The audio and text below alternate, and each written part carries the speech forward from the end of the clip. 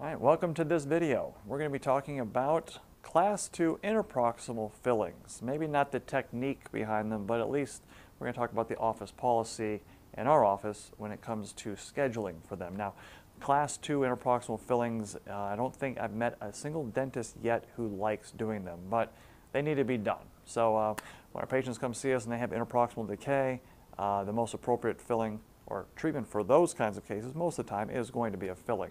I know there's some dentists who would rather just place an inlay or maybe go ahead and do an onlay.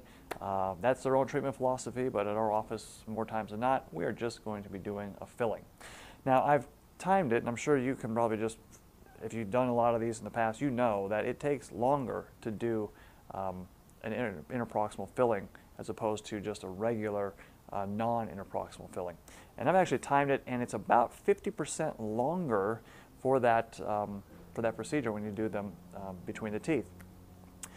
However, what's interesting, and as just kind of as an aside, I really wish they would change the insurance coding, or at least the ADA codes, when it comes to interproximal fillings, or just fillings in general, because someone could come in and you could be doing an MO filling, which is a two-surface filling, or you may be going to the tooth right next to it and do an OB filling, and it too is a two-surface filling.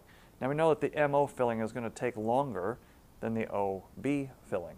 And so, in my opinion, I wish they would change the nomenclature so that it would indicate the number of smooth surfaces that we're going to be treating and the number of interproximal surfaces we're going to be treating. So I don't know what the exact way of how to change that, but I wish that somebody would come up with something to change that. Okay, well, back to our office policy when it comes to scheduling for Class 2 fillings.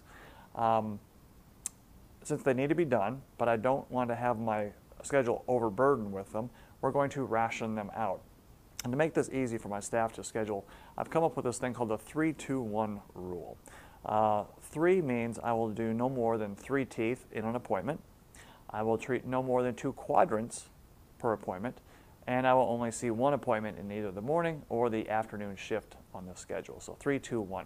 What that allows me to do is, yes, make room on my schedule for these cases that have to be done, but it doesn't bog down my schedule.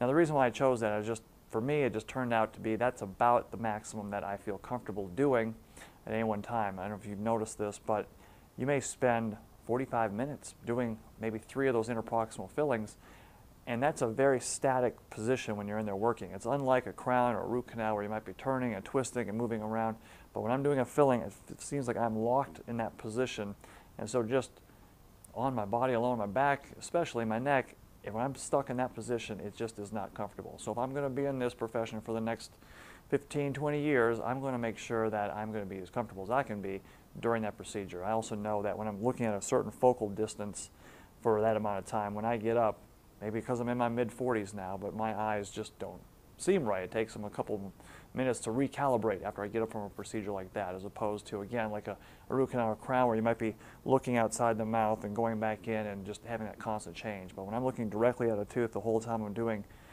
fillings, in this case interproximal fillings, it just is too much wear and tear on me. Maybe I'm just a wimp, but I just know that I don't like doing them for that reason, but also because it kind of clogs up the schedule.